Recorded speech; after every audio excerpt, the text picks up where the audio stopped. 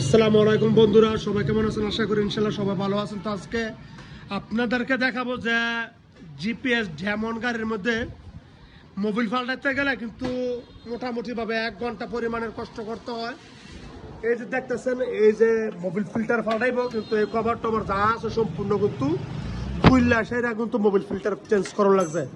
হ্যাঁ, Mobil drain দেওয়ানটা ঠিক আছে, মোবিল বরণটা ঠিক মতো, কিন্তু মোবিল ফিল্টারটা খুলতে গেলে সবকিছু খুলে লাইতো। এটার একটা বেজাল জিনিস হলে এটা দেখেন কতলা টান খুলন লাগছে পুরো মোবিল ফিল্টারটা চেঞ্জ করবার লাগে। আর এই যে দেখেন মোবিল আর মোবিল ফিল্টার, তো মোটামুটি ভাবে অনেকক্ষণ তো হইছে এই গাড়িটা কাজ করতেছে।